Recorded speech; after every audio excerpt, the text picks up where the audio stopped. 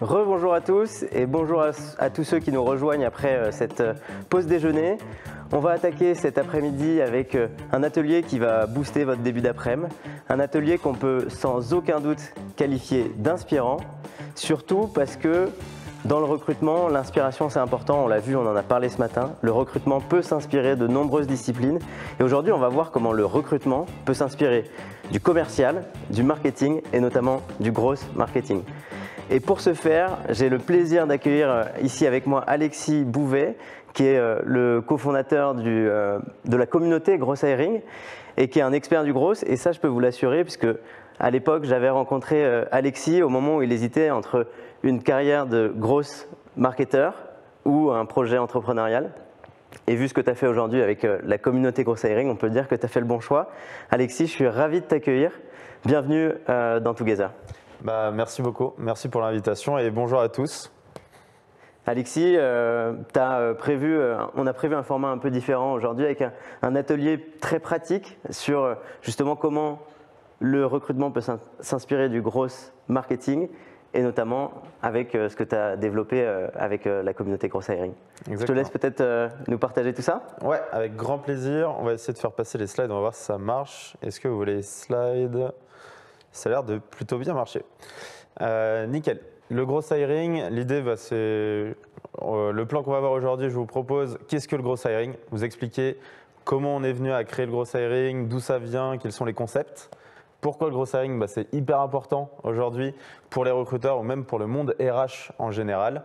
Notre méthodologie de sourcing que je vais vous présenter et qu'on va décortiquer ensemble. Et finalement, des tips pratiques et actionnables à apporter de la valeur, c'est hyper important pour nous. Est-ce que ce programme te va, Paul? Bah ouais, c'est nickel. Et peut-être, j'ai l'impression que tu peux commencer par peut-être te présenter un petit peu, présenter comment ça vous est venu aussi ce concept-là de Growth Hiring. Tu n'es pas tout seul derrière aussi également, donc peut-être si tu peux nous en dire un peu plus là-dessus. Exactement. Pour nous présenter, donc j'aimerais vous raconter la petite histoire de Growth Hiring et également remercier Hugo et Marilou qui ne sont pas là mais qui sont mes associés. Et c'est grâce à eux qu'on est là aujourd'hui. Le Growth Hiring, en fait, tout simplement, nous de base, tous les trois, on était des growth hackers, growth marketeurs. Donc on a accompagné beaucoup d'entreprises à générer de la croissance grâce à des leviers marketing et commerciaux. Donc on a fait ça avec plein d'entreprises, on a fait ça pendant 5 ans. Et un jour, un de nos clients nous a dit « c'est génial ce que vous faites, on a des résultats. Maintenant, j'ai des enjeux de recrutement, j'ai besoin de recruter davantage de personnes. Par contre, je n'ai pas les bonnes méthodes. Est-ce que vous pouvez former mes recruteurs à vos méthodes, pas pour aller chercher des clients, mais des candidats ?» Et donc c'est comme ça qu'on est venu à faire des premiers ateliers. On a formé des recruteurs, on a compris leur process. Nous-mêmes, on avait des entreprises avant, donc on savait ce que c'était que le recrutement. Et on s'est rendu compte qu'on pouvait vraiment apporter de la valeur. Au fur et à mesure, on a créé une communauté pour rassembler tout le monde autour de cette vision qui est que le recrutement peut s'inspirer du marketing, de la vente et du growth. Cette communauté a pris très vite. Au bout d'un mois, on avait 1000 participants. On a fait des lives, des webinaires comme là on est en train de faire. Et on avait 800 membres qui étaient aussi sur les événements. Il y avait un market fit. On a redirigé tout le monde dans cette communauté qui aujourd'hui compte plus de, je crois que c'est la slide d'après, 4000 recruteurs. On a été soutenu par énormément de personnes du monde du recrutement. On a même été invité par BFM. Voilà, il y a beaucoup de gens qui ont relayé. Et l'idée de cette communauté, c'est vraiment de créer un mouvement, une nouvelle discipline qui s'inspire justement de ces domaines-là et également qui fait de la veille sur l'ensemble des outils, les nouvelles méthodes qui bougent très vite et de condenser tout ça dans la communauté. Et vous accompagnez du coup des boîtes, c'est ça, pour faire ça? Exactement. On a accompagné du coup depuis 3 ans plus de 60 entreprises. On a formé plus de 700 personnes. On les accompagne sur différents formats, inter-entreprises. On va dans les entreprises pour mettre de nouveaux process, etc. Et aujourd'hui, on est une équipe de 25 personnes avec beaucoup d'indépendants et notamment des experts du growth et du sourcing qui aident nos clients aujourd'hui et qui les accompagnent. Il me semble que là, on va peut-être rentrer dans la partie où on fait vraiment le parallèle entre des méthodes marketing et ce que vous faites aujourd'hui chez Growth Hiring. Tu as notamment cette notion de funnel dont on parlait même tout à l'heure avec Dorian dans l'atelier sur le Recops. Tu as vraiment cette logique-là qui est similaire à celle du marketing? Exactement, on a exactement la même logique. Qu'est-ce que le Growth Hiring? Donc on y vient effectivement. D'abord, on va définir le growth. Qu'est-ce que c'est que le growth? Toi, tu le connais, mais effectivement, c'est un mot un peu barbare, anglais, etc. On va utiliser. Je vais essayer de ne pas utiliser trop d'anglicisme, d'ailleurs. Mais on s'est beaucoup inspiré des États-Unis, du UK. Et ils ont beaucoup d'avance, mine de rien, ça, il faut l'admettre, sur la partie commercial marketing. Et même en recrutement, on regarde au UK, surtout aux États-Unis, le recrutement. C'est poussé à l'extrême avec des process qui sont magnifiques, des outils d'automatisation aussi qui sont bien léchés et qui permettent vraiment d'améliorer l'expérience candidat. C'est vraiment assez fabuleux. Donc on s'est inspiré de toutes ces méthodes-là, donc aux États-Unis, également les stratégies marketing qu'on peut avoir et également l'état d'esprit d'expérimentation, d'avoir de la data et de pouvoir mesurer tout ça pour améliorer. Oui, c'est avant tout aussi un mindset. Ouais. Exactement. C'est avant tout un état d'esprit et donc c'est tout ce qui fait, on va dire, le growth. Donc c'est la stratégie, le côté un peu hacking, trouver des astuces, l'état d'esprit et c'est ce qui a donné lieu au growth marketing, growth hacking. Trop bien. Et on retrouve du coup le funnel art du coup en growth que Dorian, je crois, a présenté ce matin. Dans le funnel art, on va avoir 3 A. Le premier, ça va être la partie awareness. Deuxième, acquisition, activation, rétention, référal et revenu. Tout simplement, ça va être dans la durée de vie d'un client. Imaginons qu'on prenne, je sais pas, une personne qui va acheter des vêtements sur un site internet. De base, elle va connaître la marque, elle va aller sur le site, elle va acheter. Après, elle va peut-être revenir et aussi communiquer à tous ses amis, disant que voilà, c'est génial, il faut absolument revenir dans cette entreprise. Et donc, c'est tout le funnel qu'on va pouvoir optimiser. Et ça, comment ça se traduit en recrutement, du coup, ce funnel-là? Ouais, et du coup, ce funnel, on a fait le parallèle et on s'est rendu compte qu'on pouvait faire exactement la même chose. Dans le recrutement, on va avoir besoin d'avoir une belle marque employeur, que les gens pensent à nous, qu'on soit attirant et que les candidats ont envie de postuler chez nous. Donc, on va avoir toute cette partie awareness sur la partie marque employeur. Après, on va pouvoir sourcer des candidats, améliorer l'expérience. Une fois qu'on a des nouveaux collaborateurs au sein de l'entreprise, comment on va les rendre heureux, les satisfaire, pour aussi améliorer la croissance de l'entreprise et également la cooptation, que ces personnes-là se disent « bon, c'est génial cette entreprise, il faut absolument que tous mes copains soient dedans ». Trop bien. Peut-être, du coup, ça, c'est un peu le résumé, quoi. C'est vraiment cette inspiration, comme tu le disais, de plusieurs disciplines pour faire améliorer ces process-là de recrutement. Exactement. En résumé, c'est simple. Le growth hiring, c'est les méthodes commerciales, marketing et du growth appliquées au monde du recrutement. On part de ce constat-là. Et puis après, c'est comment on va optimiser ces process. Et dans l'objectif final, c'est mettre les recruteurs dans les meilleures conditions et faciliter la rencontre entre les candidats qualifiés et les recruteurs. C'est avant tout un état d'esprit, tu l'as dit tout à l'heure, mais c'est vraiment cet état d'esprit d'expérimentation, un peu comme un scientifique. Un scientifique, avant de trouver la bonne formule, il va faire plein d'expériences, il va tester les choses, il va mesurer, et ça c'est hyper important. On ne peut pas améliorer quelque chose si on ne mesure pas, donc la data va être vraiment clé. Il y a une méthode derrière aussi d'itération qui nécessite d'être structuré, de faire ces tests, de monitorer ces tests pour s'améliorer. Exactement. Les tests, on peut, on va dire, un peu les balancer à droite à gauche, qui seraient des petits hacks, entre guillemets. Mais aujourd'hui, vraiment, il y a une méthodologie complète qui permet de faire rentrer ces hacks dans un système beaucoup plus global qui permet d'être scalable. Trop bien. Et ce qui est chouette, c'est que tu vas nous en parler aussi un petit peu aujourd'hui, nous donner quelques techniques, mais je te laisse avancer. Exactement. Pourquoi déjà c'est indispensable le growth hiring dans le monde du recrutement? En fait, on le voit avec toutes les personnes avec qui on a échangé, les 4000 recruteurs de la communauté, nos clients ou tout l'écosystème qu'on a pu fédérer. On se rend compte qu'aujourd'hui, le recrutement, c'est pas comme il y a 10 ans. Il y a beaucoup de choses qui ont changé, on fait beaucoup moins d'entretiens en physique, on a beaucoup plus de visio, il faut soigner sa marque employeur, son expérience candidat et on va dire que la balance s'est un petit peu inversée, le rapport de force entre le candidat et le recruteur. Les candidats ont beaucoup plus de choix et les recruteurs doivent vraiment aller chercher les bons talents qui devient de plus en plus difficile. Souvent, ce qu'on constate dans notre communauté ou de les personnes avec qui on échange, je n'arrive pas à trouver assez de candidats, souvent les grandes phrases qu'on entend, j'ai pas assez de réponses à mes messages d'approche. Je n'ai pas les bons outils ou je les utilise mais pas très bien, je ne sais pas quels sont les… Surtout, il y a plein d'outils sur le marché. Je pense qu'on le voit aujourd'hui, plus on avance, plus les technologies aussi avancent, plus il y en a et du coup, ça devient de plus en plus compliqué de savoir quelles sont les bonnes solutions. Donc souvent, on s'y perd et donc c'est vraiment se dire quels sont les bons outils pour mon système. Les candidats sont trop sollicités, donc je n'ai pas de réponse et je dois me démarquer.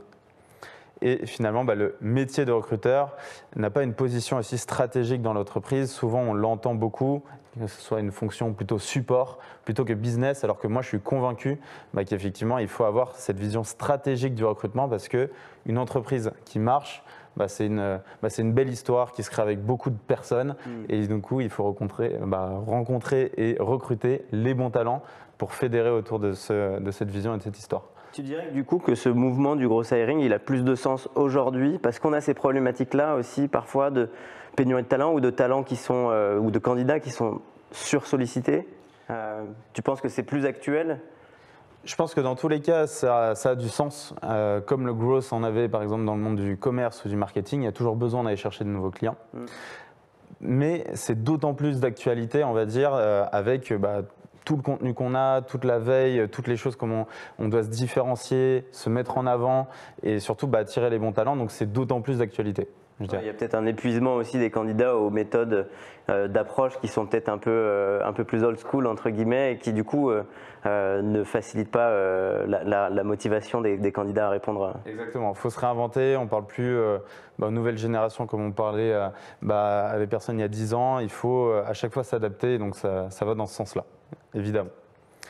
L'idée, c'est de pouvoir aider les recruteurs à maîtriser les outils qui leur facilitent la vie. Comment on va pouvoir gagner du temps sur les tâches qui sont chronophages. Il y a beaucoup de choses qu'on fait qui nous prennent du temps. Envoyer des messages d'approche, des relances, faire des comptes rendus.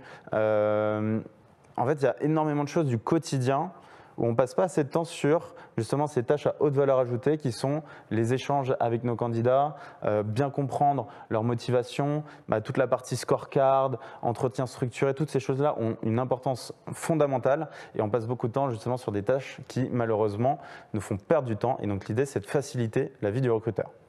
L'idée aussi c'est de trouver des talents qu'on n'aura pas l'habitude de trouver d'habitude. Par exemple, on va aller chercher souvent les talents sur LinkedIn. C'est le canal principal qui va être utilisé. Par contre, on peut aller chercher à d'autres endroits. On va aller chercher dans les job boards de manière classique, mais on va pouvoir aussi aller chercher dans des meet-up, dans des communautés Slack, dans des groupes Facebook. En fait, on peut aller à plein d'endroits différents où d'autres personnes ne vont pas forcément aller et les candidats y sont parce qu'ils sont passionnés par des sujets. Par exemple, le côté communauté, imaginons une communauté tech. C'est-à-dire que ces personnes-là sont passionnées par ce sujet et on va pouvoir y trouver des personnes intéressantes et pertinentes. Et donc on va capter tous ces signaux faibles, on va dire, du marché pour aller trouver ces candidats.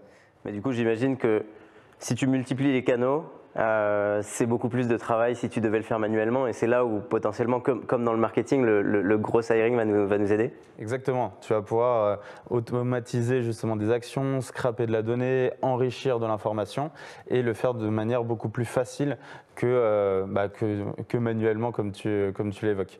Il y a aussi toute cette notion de on a trouvé le candidat, c'est génial. Mais comment on va pouvoir améliorer son approche avec des bons messages. Aujourd'hui, on en reçoit tous, on a tous nos messageries LinkedIn qui sont bombardées de messages, que ce soit commerciaux ou même de recruteurs.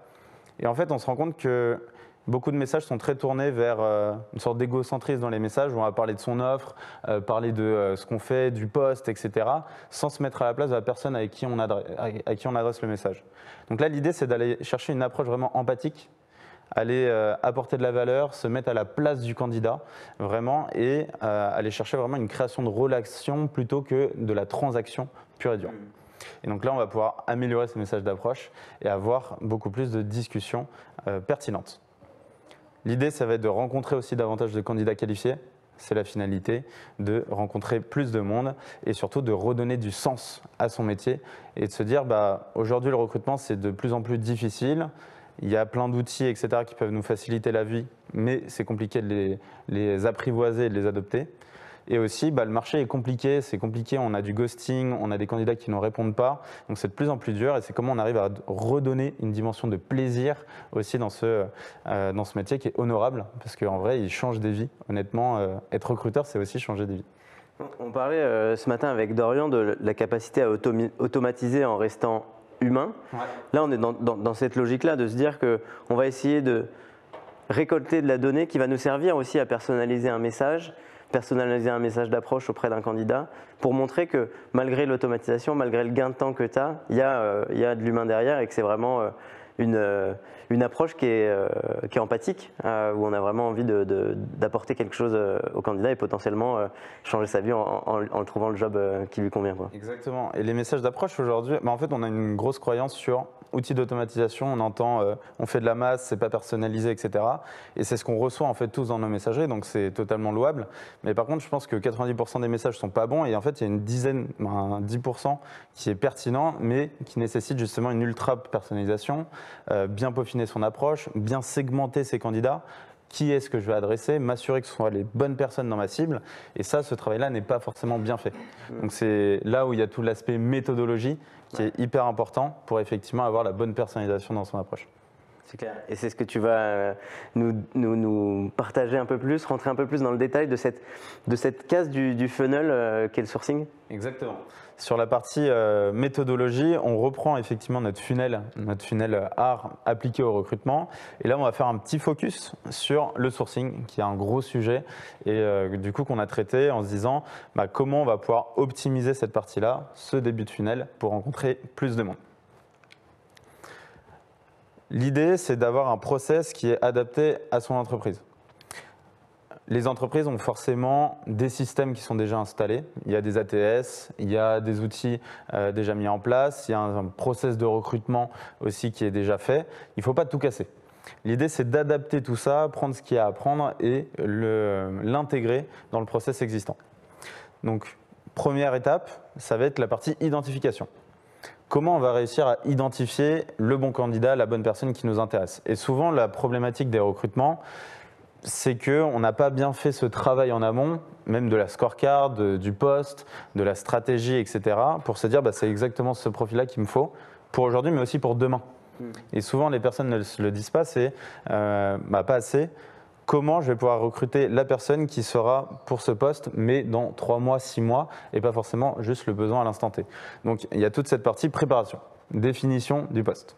Ensuite, identification. Où est-ce que je vais trouver cette magnifique personne? On va la trouver peut-être sur LinkedIn, peut-être si c'est un métier tech sur GitHub, sur des communautés. En fait, on va pouvoir chercher sur plein de canaux différents pour s'assurer de ne pas passer à côté de personas intéressants.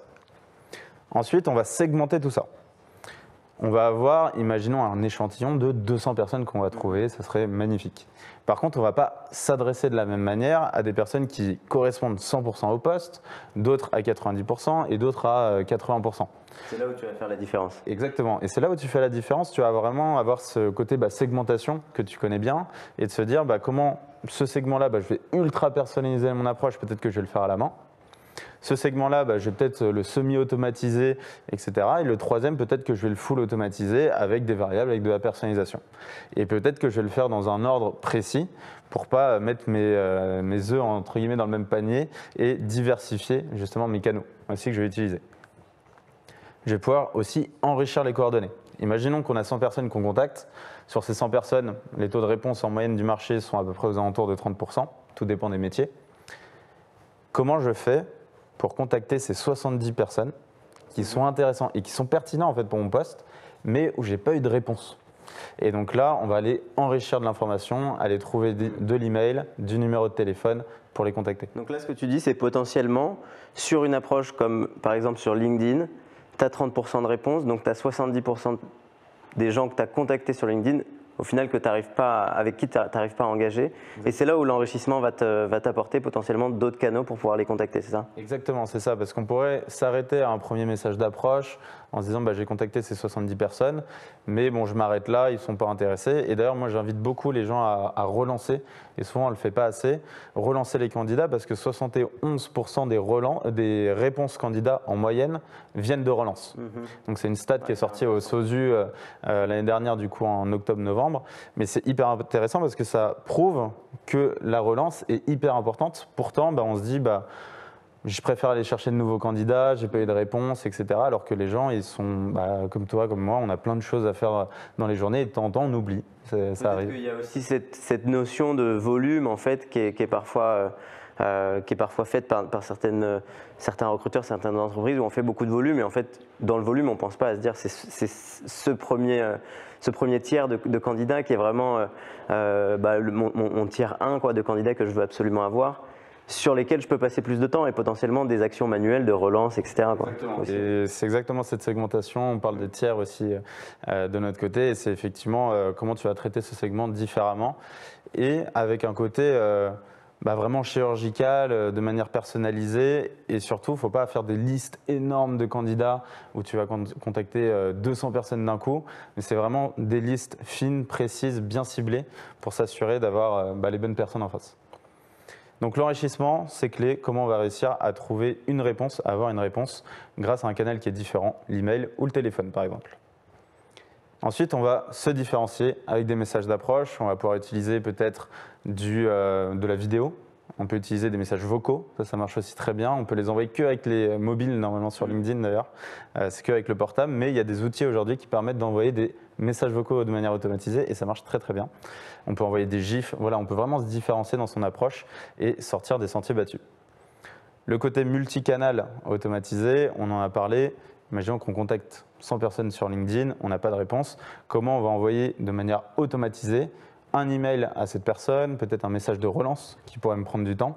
Et au fur et à mesure, on arrive à aller chercher des taux de réponse plus importants, plus élevés, et aller chercher des taux de réponse par exemple à hauteur de 60%, 70% dans certains cas et certaines campagnes.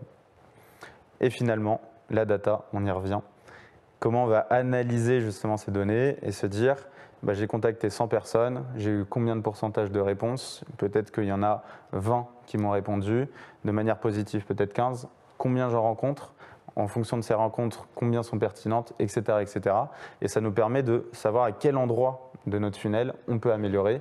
Imaginons qu'on a seulement 20 entretiens sur les 100 personnes contactées, peut-être qu'on n'a pas assez relancé et qu'on peut aller chercher du 30 personnes, 40 personnes en fonction. Ouais, on en revient du coup après à l'analyse. Encore une fois, on en parlait un petit peu ce matin avec Dorian. Il y a beaucoup de choses qui sont liées entre le Recops et ce que tu proposes ici. C'est cette analyse aussi de où est-ce que sont mes points de friction ou potentiellement mes goulets d'étranglement où je vois que j'ai une performance qui est un peu atténuée. Et ça va permettre vraiment de se concentrer sur les bonnes choses à améliorer. On est passé peut-être un peu vite sur les outils tout à l'heure. Tu as des outils à nous remontrer ou à nous partager sur ces approches multicanales Il y a plein d'outils aujourd'hui sur le marché. En gros, pour moi, et je vais repasser du coup sur les slides de la partie 1 ici. Tac, tac, tac. Hop, ici. En gros, pour moi, il y a plusieurs objectifs pour chaque outil. Il ne faut pas se dire cet outil a l'air génial, je vais le prendre. Il faut toujours avoir un benchmark et se demander quel est le livrable que j'attends, quel est mon cahier des charges. Pour moi, il y a 4 grandes catégories. La partie identification, quels sont les canaux qu'on va pouvoir identifier et les outils qui vont nous permettre après d'extraire et d'enrichir la donnée. Ensuite, on va avoir le nettoyage de cette donnée et après la prise de contact. Donc des outils qui vont pouvoir automatiser les relances. Donc je peux les citer en soi, il y a Wallaxy, Lemlist, Leonard, Neostaff, HireSuite, Jarvie, bref il y en a plein. Et l'idée c'est de savoir quelles sont leurs forces et faiblesses et qu'on va pouvoir du coup implémenter chez nous. Après il y a toute la partie ATS qui est après spécifique effectivement à chaque personne. Et je vois aussi sur la partie nettoyage, ChatGPT, qui est aussi un outil dont on a parlé un peu ce matin, évidemment, sur la conférence sur l'IA, mais c'est aussi un vrai nouvel outil pour les recruteurs et que toi, forcément, tu utilises dans tes techniques conseils. ChatGPT, aujourd'hui, on a développé une quinzaine de prompts ChatGPT avec des use cases qui sont comment je vais réussir à automatiser mes comptes rendus. J'ai une visio avec quelqu'un, comment je vais pouvoir automatiser tout ça et me faire une synthèse bien précise, comment je vais pouvoir générer des requêtes booléennes auxquelles je n'aurais pas pensé. Imaginons que je recherche un développeur Java. En fait, il y a plein de titres de job qui pourraient être utilisés sur LinkedIn.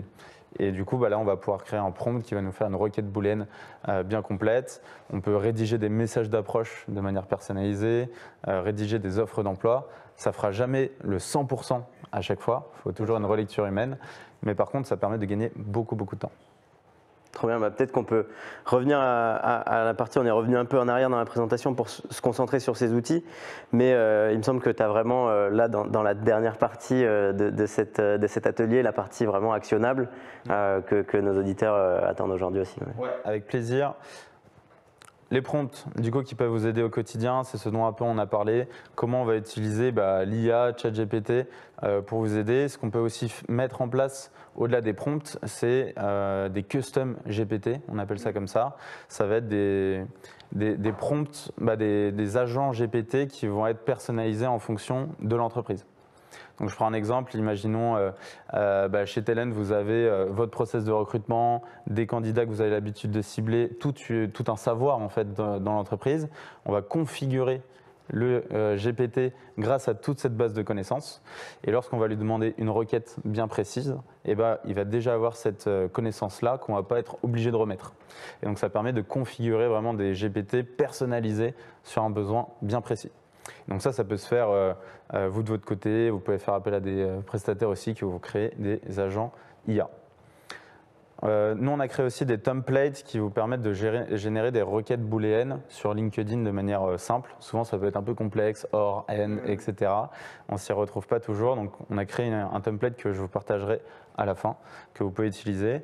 Et également, on a listé l'ensemble des outils que doivent utiliser les recruteurs. On a fait énormément de veille, nous, de notre côté, sur tous les outils. Donc, j'ai créé grâce à toute la team Gross Hiring, on a créé une base de plus de 250 outils qui sont pertinents et que, pareil, on pourra vous confier après. Super, j'imagine, du coup, l'importance du benchmark dont tu parlais tout à l'heure. Ouais. Il y a effectivement des outils qui sont parfois des outils à la mode, des outils qui ont le vent en poupe, mais il faut aussi se poser la question, est-ce que cet outil est bien adapté à mes besoins, à ce que j'ai envie de faire en interne? C'est hyper important ça. Ouais, selon moi, c'est vraiment ce cahier des charges et de se dire aujourd'hui quel est mon besoin, quel est mon pain, combien ça coûte en fait de ne pas automatiser les messages d'approche par exemple. Et ça se trouve, mes recruteurs aujourd'hui perdent 1 journée et demie par semaine. Et donc ça a un coût. Et donc voir en fonction de justement ce coût-là, déjà, on est prêt à investir combien? Est-ce qu'aujourd'hui on est prêt à investir? Est-ce qu'on est prêt aussi à mener une conduite au changement pour les utilisateurs actuels? Et une fois qu'on a validé bien ces sujets-là, quel est l'outil qui va nous intéresser? Et donc là, on va pouvoir benchmarker, voir les avantages et les inconvénients en fonction de ces process.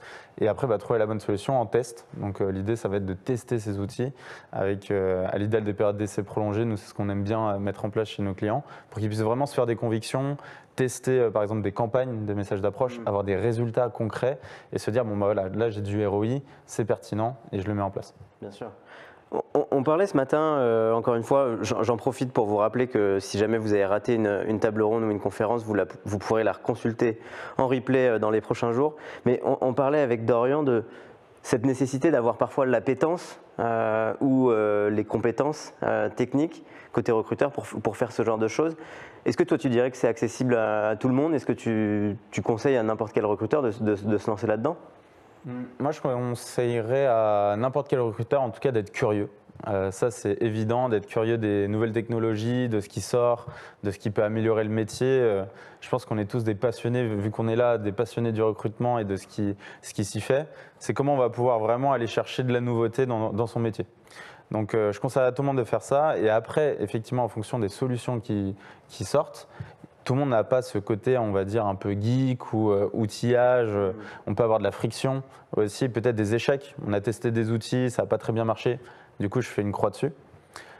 Et moi, je conseillerais du coup de trouver les bonnes personnes pour mettre ça en place. Donc, soit des recruteurs en interne qui ont cette appétence et donc qui pourraient mener à bien ce projet-là, soit des personnes externes qui peuvent aider, ou après, de manière collective, en groupe de travail, entre guillemets, où on va implémenter tout ça. J'imagine là que vous avez, je crois qu'on arrive un peu au terme des slides et de l'atelier, mais j'imagine qu'avec la communauté Gross Hiring et les formations que vous avez pu prodiguer à des recruteurs, vous avez aussi des retours d'expérience. Est-ce que tu as des équipes qui ont changé leur mode de fonctionnement après avoir fait une formation avec vous, qui ont justement réfléchi à avoir une composante plus tech dans leur équipe recrutement? Ouais, en vrai, c'est hyper intéressant parce que les entreprises, quand elles viennent nous voir, en gros, ça va être j'ai des problématiques, ça me prend du temps le sourcing, j'arrive pas à contacter mes candidats, mes taux de réponse ne sont pas bons, un peu tous les sujets qu'on a énoncés. Et on va mapper leur process actuel. Aujourd'hui, quel est votre process, comment vous fonctionnez et détecter chaque endroit où on perd du temps.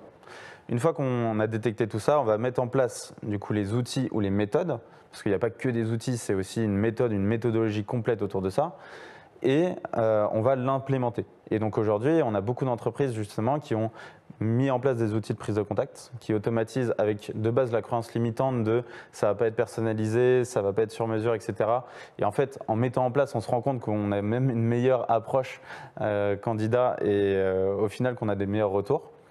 On arrive aussi à avoir des outils qui sont implémentés sur la partie enrichissement qu'on évoquait et après avoir un process bien mappé avec ces nouvelles composantes qui peuvent être tenus après par une personne qui va se charger de mettre en place bien ce système.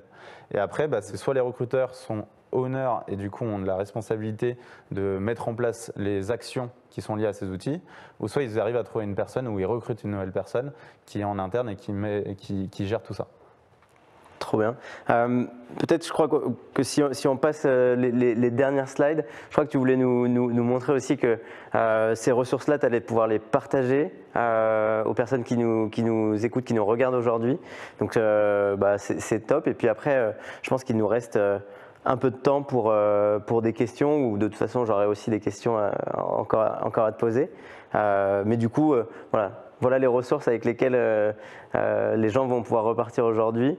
Donc merci beaucoup. Je pense que ça aide beaucoup d'avoir ces éléments très concrets, très activables, qui sont aussi des choses réutilisables directement, quoi. Ouais, clairement. L'idée, c'est de vous partager du coup un prompt ChatGPT, nous, qu'on a créé, qu'on vous confie. Ce sera un prompt pour aller chercher des requêtes booléennes plus complexes.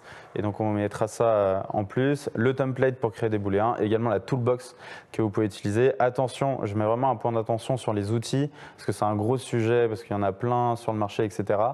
Les outils, c'est bien de les connaître, mais il faut vraiment les maîtriser, il faut faire attention. Parce que si on automatise quelque chose qui est mauvais, on risque de faire beaucoup de dégâts. Et à l'inverse, effectivement, si on arrive à faire quelque chose de bien et qu'on l'automatise, ça fait des merveilles. Donc faites vraiment attention, allez-y par parcimonie. Si vous avez des échecs, ne restez pas que sur ces échecs-là et vous dire que c'est pas possible, parce que souvent ça va freiner à l'innovation et au changement. Donc c'est un peu dommage.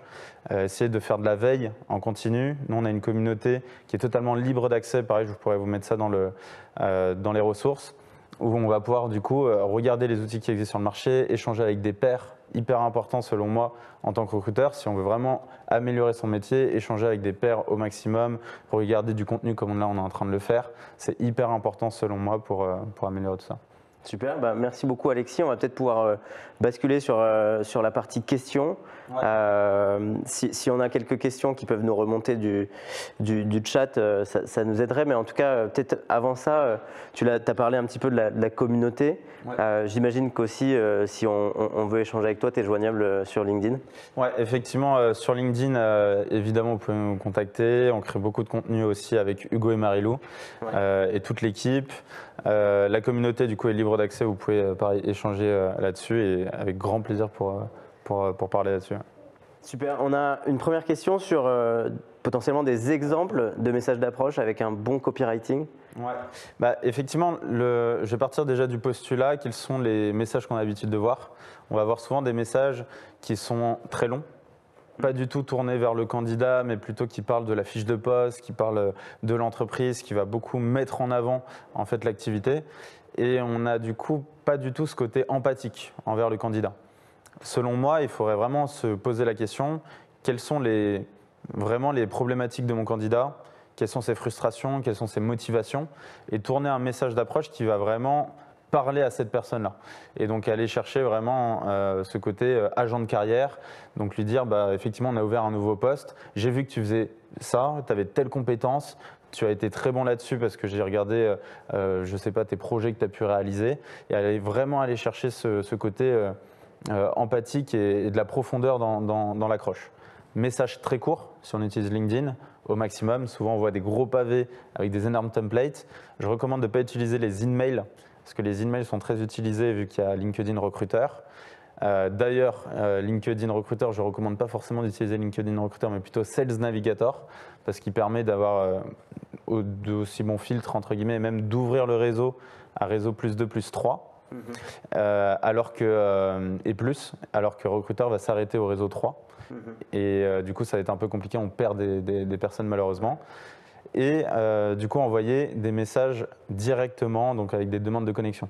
Parce que les messages email, ça fait un peu spam, un côté un peu intéressé, et du coup on a moins envie de répondre. Dans ce cas, directement dans la note de demande de connexion ou une fois que la personne a accepté Ouais. Bah là, très bonne question. Ça, pareil, il y a un peu deux écoles. Si vous avez vraiment de la matière bien spécifique et personnalisée, je vous recommanderais de la mettre dans la note parce que ça peut inciter les gens à davantage vous accepter.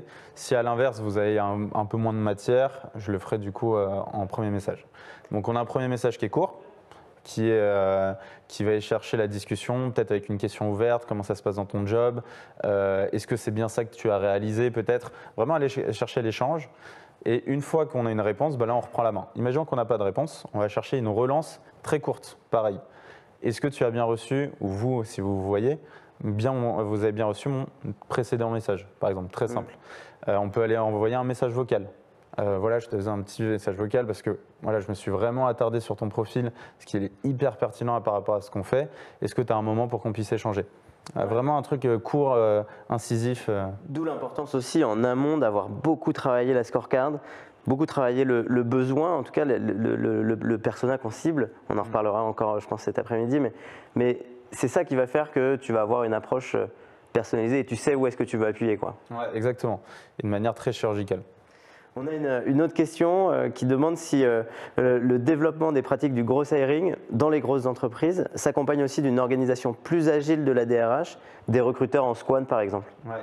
Bah, effectivement, on ne va pas changer les pratiques de la même manière dans une startup que dans un grand groupe. Un grand groupe aujourd'hui, il a ses rouages, il a ses systèmes, c'est compliqué d'implémenter de nouveaux outils.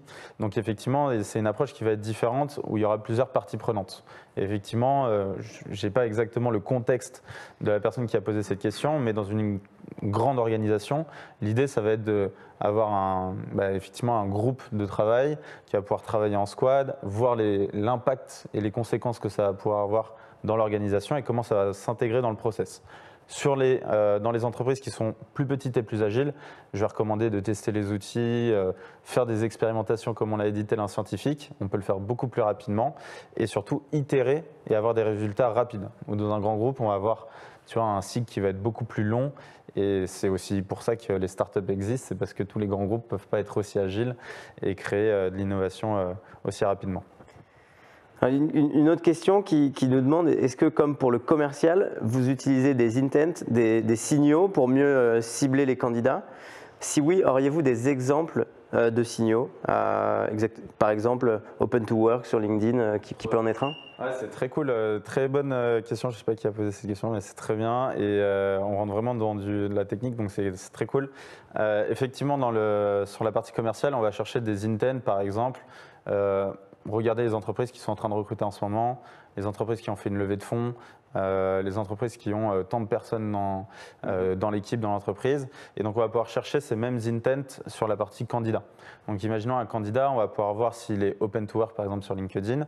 On va pouvoir voir s'il a participé à un événement, s'il a commenté un post, s'il a liké un post, s'il fait partie d'une communauté ou d'un groupe. Par exemple, s'il a changé de poste récemment.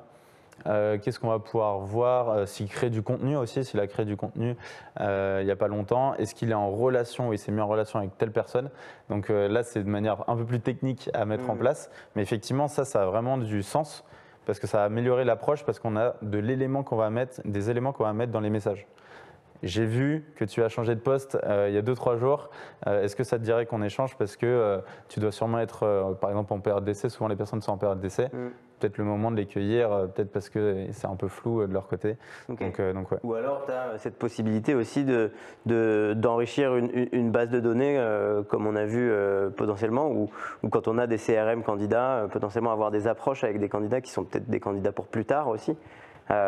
C'est pas la priorité évidemment, mais ça peut aussi servir dans ces moments-là. Ouais, clairement, et moi je recommande d'effectivement enrichir l'ensemble des informations, les stocker à un endroit qui va être pertinent, l'ATS ou le CRM pour la partie commerciale, et utiliser cette base de données qu'on va animer, alimenter.